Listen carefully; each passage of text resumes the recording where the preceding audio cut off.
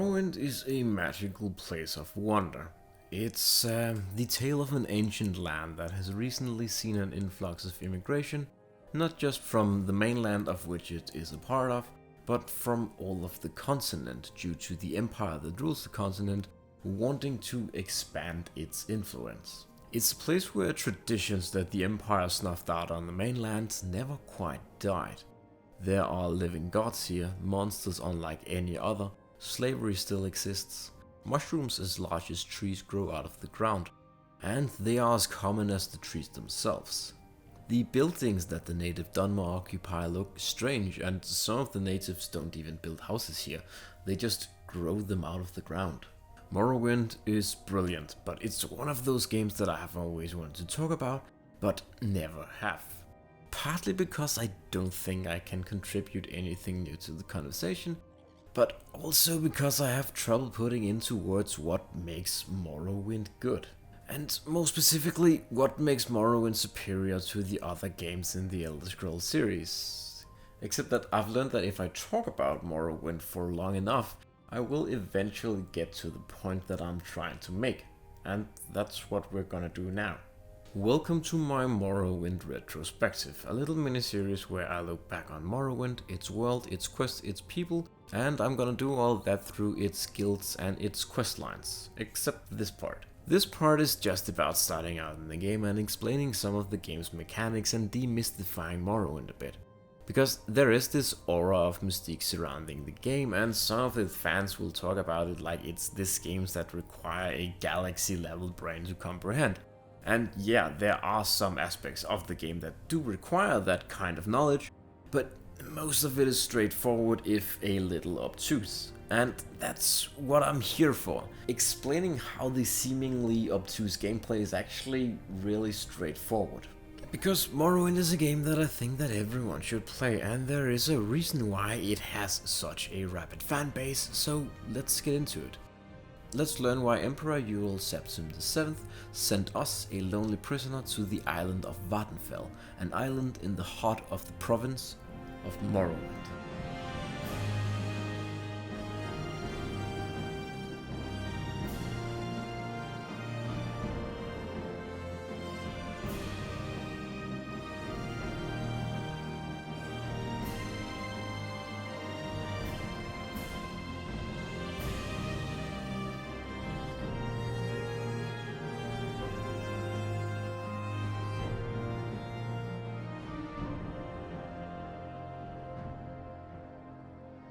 Beginning the game as an unnamed prisoner from who knows where is a common trope in Elder Scrolls games, and it actually started here. But it's not without purpose, or at least not in this game.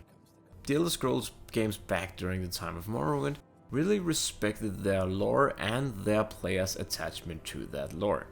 So the prisoner without a background is written not just so that the prisoner can be anybody, but that it can also be your character from Daggerfall, who, due to the nature of the last game's ending, could in theory have been timed as plays 22 years to the next period of time, where fate would once again need a champion. And that would also explain why the Emperor knows this nameless prisoner, and why he sent them here to Vattenfell. Who that prisoner is and what skills they are equipped with is completely up to you. If you search online for Morrowind tips and tricks, you will be met with a lot of opinions on what race you should pick for what class and yada yada yada. It doesn't actually matter. You can be whoever you want, and you can play as whatever class you want, and if you feel like you have an issue in your playthrough, there are ways to fix that even after the game has been started and is well on the way. The only permanent choices you're stuck with are the star signs that you pick in the beginning of the game. But even then, you can replicate most of the abilities and the stat bonuses they grant later on yourself by investing time and money into enchanting or a particular school of magic. So when you start the game and get off the boat and you're asked to pick a race, you pick the one you like the most, be that for its looks or its abilities. Although please take note that Khajiits and Argonians cannot wear boots because their feet are weird, and they cannot wear close-faced helmets either because of a similar problem with their head shapes. Nords are favorable to pick because each race responds more favorable to a member of their own race, and a large chunk of the important NPCs and an entire expansion is dedicated to the Nords. Quick thinkers will probably think to roll a Dunmer since, well, 80% of the NPCs on Vvardenfell are Dunmer. But that won't work. They will smell that you weren't born here, and sometimes hate you even more because of that. And the only Dunmer that will respond more favorable to you are, well, fellow dirty immigrants such as yourself. And the same goes for classes. You can create your own if you like, and you can pick all the skills you think that you would like to use in a playthrough. No matter what skills you pick, you won't use half of them, and it doesn't really matter. Because the only thing a class does is pick what skills go in what category, of which there are 3. There is some math science thing to the skill system, but the categories are major, minor and misc. Any points gained in a major or minor skill will contribute to your level up. But when you level up, you're granted 3 boosts to put in your attributes, which are stats that boost the effectiveness of the skills they govern. And the amount of digits you can make the attributes go up with depend on how much you leveled an ability governed by that attribute. And your misc skill, it still counts towards the boost. So you can effectively use this system to make your attributes go up by 15 points every level up, compared to the realistic 8 if you only concentrate on leveling major and minor skills. If you think it's complicated, it's really not, it just seems that way from a glance.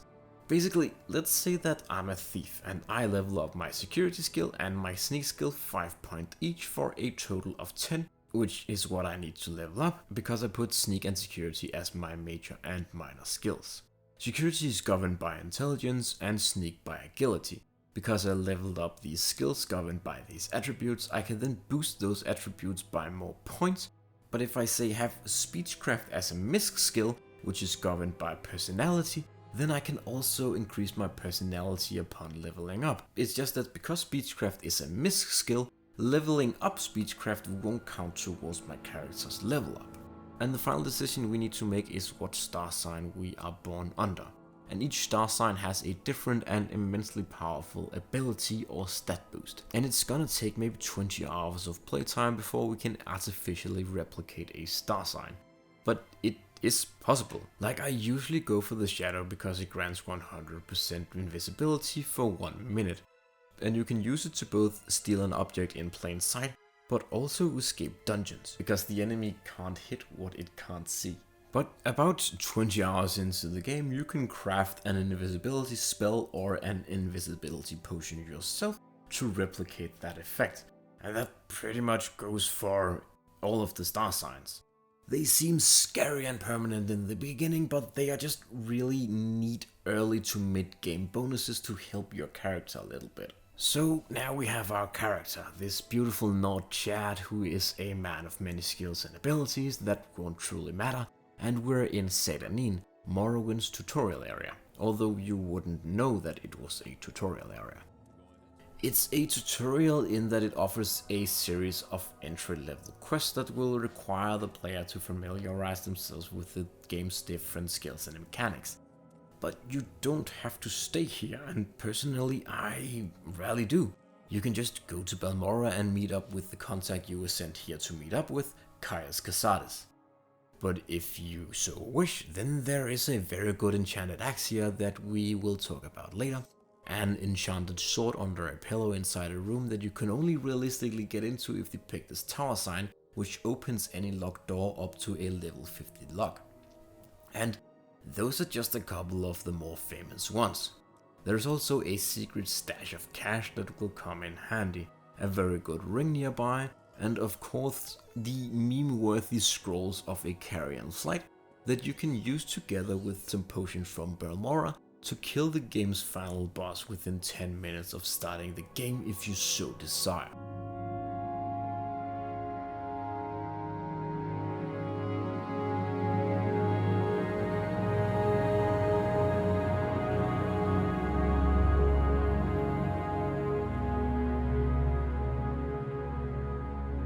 While you can kill the game's final boss within the first 10 minutes of play, you can also spend the next 10,000 minutes engrossed in the game's many quests, or even just its exploration and adventuring content.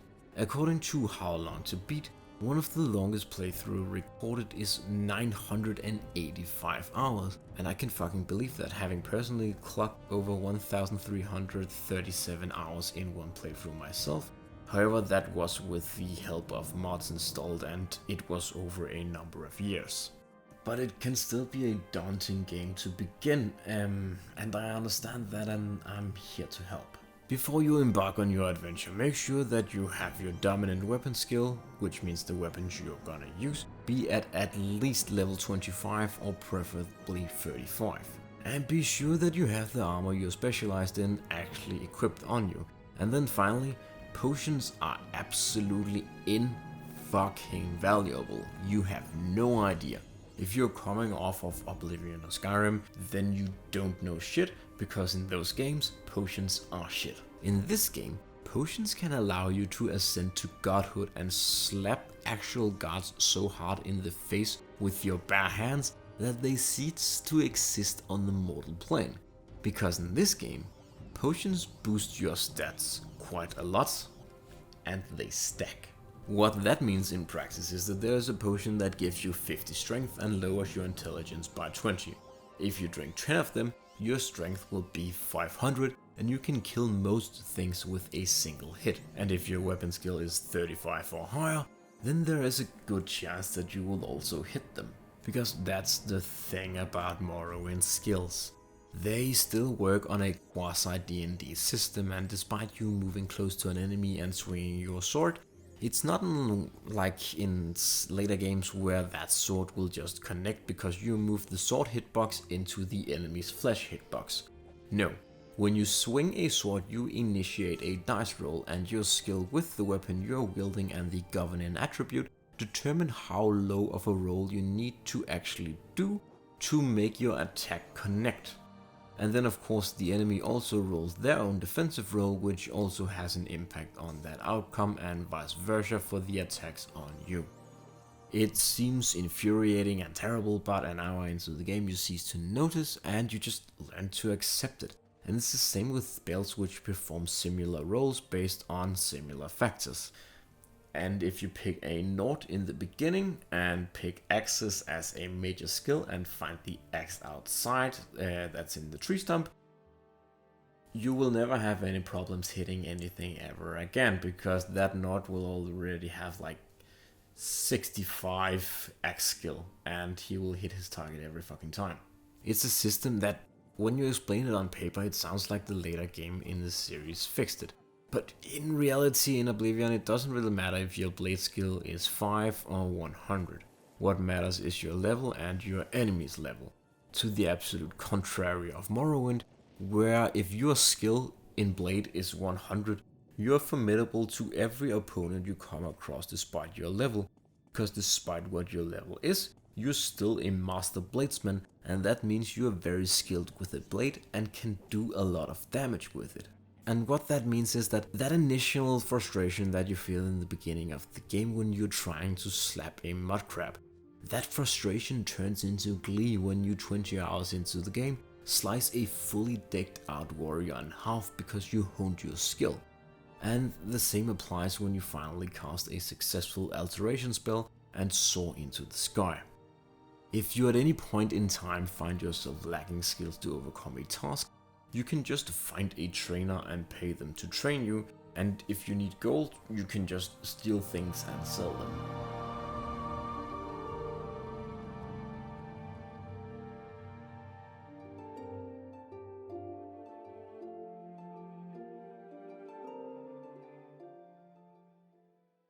And the final issue that I feel like a lot of Oblivion and Skyrim players have is the fast traveling system and the lack of quest arrows.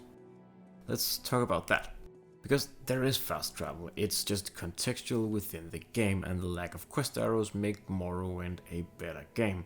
And I'm not just saying that because I'm a hipster trash bag, I'm saying that because they keep the player from going on autopilot. They force the player to engage with the game world and remember things, and as a result make the game more memorable. But let's circle back to that school of ideas a little later, and let's talk about fast travel first. Because it's here. There's a lot of it actually, and in a way you are far more fast travel-y mobile in this game than you are in games like Skyrim and Oblivion. In those games, you can at the outset travel to any major settlement from the beginning, and you can travel back to any point on the map you have been to. You can do the same in Morrowind, you just have to learn how the world of Morrowind works. The western part of Morrowind can be accessed by Silt Rider, these big monsters here. The coast of Morrowind can be accessed by boat, and if you're going from an area of Silt Rider travel and you need to go to an area with boat travel, you need to take a Silt Rider to a midweight boat area and then boat from there to where you're going. It might sound annoying, but it's really not. It's one of those things that makes the world feel more real. And if you're in a hurry, the Mages Guild offers instantaneous transportation to any of its guild halls, of which there are 5. And one of them, Caldera, is only accessible via this method of travel.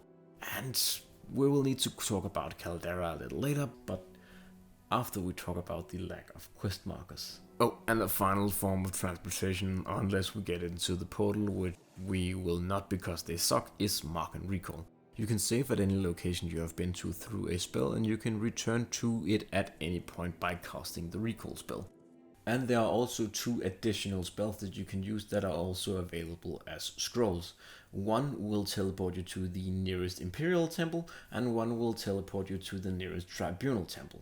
What that means is that you can effectively travel instantaneously to the nearest town that's in your general area, and from there you can of course access fast travel through the Silt Rider method or the boat travel method or the Mages Guild. While this general travel system seems like a more complicated Skyrim that achieves the same results via a more convoluted method, it kind of is, but it's also very much better for it. Because since you sort of travel to locations manually by changing trains midway through as it was, you know where they are in relation to other locations, and that makes your stupid lizard brain think those locations are real, and it makes you remember them. I can as a result remember where most major settlements in the game are by heart, but I'm not sure I could tell you where any of the smaller towns in Skyrim are, or even what hold they are part of. Even though I've probably spent 5 times as much time in that world than I have in Morrowind.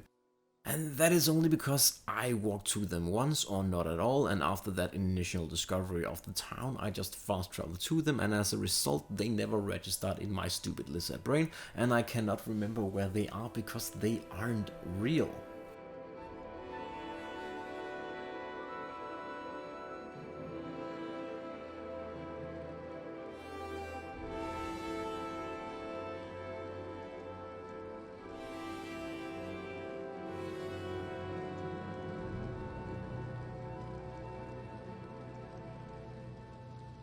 The quests system is much more of the same of that philosophy. There are no markers on your map, your compass, or on your screen. If you talk to an NPC, they might have a job for you, and your character will write down what that job is in their journal. It's up to you to ask up follow-up questions like where the job is, what you need to do when there, who to talk to, and who to report back to after doing the job. And why is that so much better than later systems? Because it engages your brain and makes you pay attention to the world. And just like how the fast travel system makes your lizard brain make you remember where things are in the world, manually paying attention to quest objectives makes your lizard brain act the same way. The issue with the later games is that because you have markers, you don't need to pay attention. So it becomes harder to pay attention to what an NPC is saying when they are giving you a quest, because it will show you on a compass in 5 seconds anyway, and you can then just follow the arrow on the top of your screen until you are where you're supposed to be. And you won't be paying attention to where you are, where you're going, and I cannot tell you the amount of times that I have shown up to a place in Skyrim, went inside wherever I was supposed to go, and then just stopped up, looked around, and then went, why the fuck was I even going here? Even though an NPC literally told me just 1 minute ago. In contrary to Morrowind, where I can get an objective, then take a 2 hour long detour to get a thing to solve that objective, then still remember what signpost I need to turn right at, and remember what the NPC is called that I need to talk to in the town that is down the road that is to the right of the signpost. And I can do that because my little tiny brain has to retain that information and store it until it can use it. Like whenever I resume a Skyrim save like this one where I'm on my way to the throat of the world, I have no fucking idea where I am, where I'm going, and I didn't even know that when I set out to do the quest, because since I was just following Marcus, I didn't bother buying any arrows, which meant that I ran out of them halfway up the mountain and ended up dancing around the frost troll for 5 minutes before I decided to leg it. Because, you know, companions don't die and you can just leave them behind and they will catch up to you somehow. And that brain rot thing that I've been talking about, it's not just not knowing what direction you're going in, it's everything. Like I legitimately, for the purpose of this retrospective, tried to pay attention to what Arngeir was saying, but as he was talking, I just zoned out and then I found myself staring at the sign on the ground and I had no idea what to do next, even though he had literally just told me. The game has conditioned me to just go through it on absolute autopilot. Morrowind, on the other hand, well, I loaded a save and I was instantly aware of where I was going with the character I had made a while ago, where I was in the world, what my abilities were, and I knew that once I had been in this crypt and murdered these ghosts to test out the hit chance things for the bit in the script earlier I was talking about, that I would need to figure out what happened to the corpse I found on my way here before I saved and quit weeks ago. See, we passed a dead guy on the way here and on his corpse was a load of gold and a tax record. I naturally, after the tomb, went back to the Census and Excise Office, lead local authority in town, and they asked me to investigate the murder and bring the culprit to justice. I remembered a couple of names on the list which hadn't paid their taxes yet, and one of them was Fargoth, so I went to talk to him. He told me that the taxman had a girlfriend and that she is the lightkeeper at the lighthouse. So I went to talk to her and she told me that the taxman was a pretty chill dude and that she could only ever remember him having one loud argument, and that was with a man in town. I then went around town, found the dude's house, and then I confronted him about it. He confessed but gave the reason that the taxman is an asshole and that he overcharges taxes and pockets too much of the gold himself. We can choose not to turn him in, but we know the guy isn't really an asshole. Aside from his girlfriend's ring, which was by the way stolen from his corpse, the guy was wearing ordinary clothes, and the 200 septims we found on his body is about the amount of taxes that he had collected up until the day he died. So I kill the murderer, take the taxman's ring, which is on the murderer's person, return it to the taxman's girlfriend, and then return to the Census and Excise Office for a reward. Half of what I just told you about this quest is not information that is magically transcribed in my quest log. I made these observations, and if the quest had been in Skyrim, the game would have told me where the NPCs were that I needed to talk to, where the dude's house was. It would have told me what kind of clothes the taxman was wearing, the tax information. It would have told me if he was morally nice or morally evil. It would have taken away every sliver of agency I had in this quest.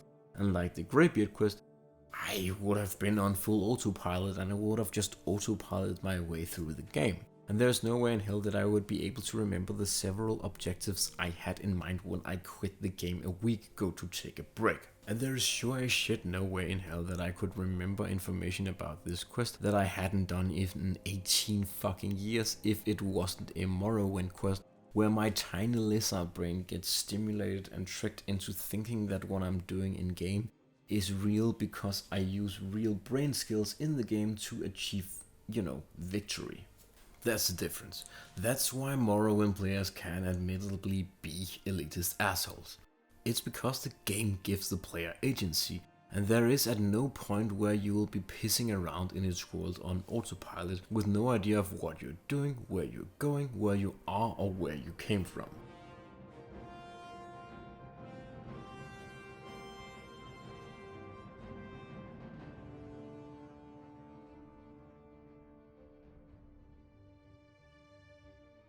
The lizards and the cats walk like they've had their legs broken, Hair on NPCs looks like it's a wig that was hastily glued onto their heads, and their expressions that range from bloated as a result of a bee sting to the elf default expression of looking like they just smelled a fart makes it look like it wasn't a pleasant experience getting that hair glued on. I have no idea what's going on with the cliff races, but it looks like they are having some issues. The guards running towards you like Sonic the Hedgehog running like he's stuck in mud makes them a lot less frightening. And when you are up against the mage, they don't look very imposing either. If anything, they look like they are doing a sloppy impression of a cartoon vampire. And what I'm trying to say is that Morrowind is jank, and the people that like Morrowind, they don't really care. I think we used to care more in the late Norse and the early 10s, but as Morrowind has become older and our memories of the game have become fainter, and the janky graphics approach their 20th birthday, it's almost like the graphics look good again in their own special way. Young boys and girls who played Morrowind back in the day are now grown men, women and others, and they are now creating games influenced by Morrowind, and a lot of the jank has carried over as artistic inspiration. I used to mod my game to shit, but across the 4 systems that I have this game installed on nowadays, I think I only use mods on one of them, and it's just a little stuff like widescreen hacks and making the sheath weapons actually be sheathed and giving the game access to more system resources.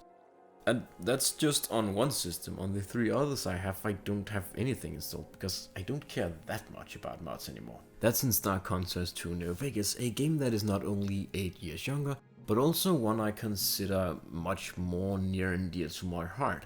But yet with that game I use a good 20 to 30 quality of life mods, and while I can play the game without, I definitely prefer it with. Bethesda games are known for being buggy, but the visuals are really what I consider the only really broken part of the game. I mean, sure, others will point to the easily abused mechanics, but can you really call mechanics broken when the game accounts for the mechanics being broken and somewhat adapts to them? I mean, yes, you can, as I mentioned earlier, abuse some items in the first 2 towns in the game and kill the end boss with a spoon before you hit the 10-minute mark of playtime. But let's be real, without access to a search engine, the speedrun strat, the way to abuse the game's broken attribute system and ascend to godhood, the alchemy money generation mechanic, you're not gonna know how to do any of those. I did figure out some stuff on my own, like I found Creeper and a few neat artifacts during my initial 1000 hours with the game so many years ago. But all that other stuff I mentioned, it wasn't until I googled the games years later that I actually learned all of that, and so did everyone else with the exception of the 5 people that uncovered these secrets. And by the way, I've seen the original threads where these exploits are being discovered, and they weren't discovered in-game, they were discovered by modders sticking around in the creation kit. What I'm trying to say is that all that insane demigod shit, if we disregard that, then yeah, the game accounts for your shenanigans. Yes, you can get attacked by a Dark Brotherhood member at level 1, and yes, his gear is worth 5,000 septims, but if the game wasn't aware of expensive gear, then why would it put a mudcrab as a merchant in the game with 10,000 gold that looks like any other mudcrab? Or a scamp merchant with 5,000 gold in the game? I mean, it probably wouldn't. If the game didn't account for you figuring out how to resist the blindness spell that is part of the Boots of Blinding Speed, then why would it stop at 200 speed and not give you 2000? It probably wouldn't, because there are 50 other items and obstacles like that seem kind of broken and seem like they couldn't be used in a good way, but then there is a pretty easy exploit to get around it. There are 50 other items and obstacles like it, where the game presents a problem and a potential reward that the player has no way to realistically solve with the straightforward tools they are given and through normal play. Bethesda must have at one point through Morrowind's development realized that they could never exploit-proof the game's systems because there were just too many variables to account for, and trying to do so would be a fruitless endeavor because players would just figure out how to exploit the game anyways. And as we've seen with Oblivion and Skyrim, when they actually did to, for whatever reason, try and limit the exploit, that's exactly what happened, and they actually made the game more easily exploitable and made the exploits way more overpowered. In Morrowind they allowed it to happen, and they rolled with the punches, which meant that the exploits became part of the game's lore and its appeal. And because they were rolling with the punches, they could sort of control how much power an exploit would wield.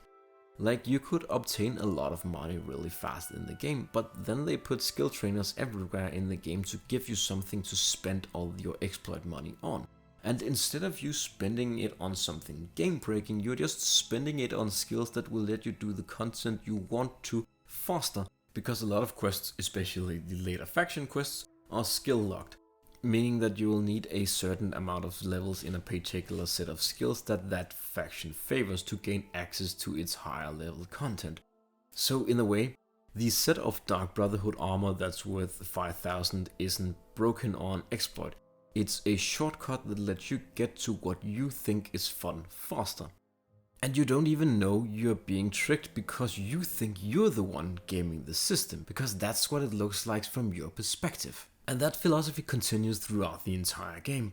But I mentioned factions earlier. And as we leave the starting town of Seydanin and arrive in Balmora and meet up with the Imperial agent stationed here, he tells us to go spend time with the factions and learn about the island and its culture and its customs. And that's what we'll do in the next part when we explore what the Thief's Guild has to offer.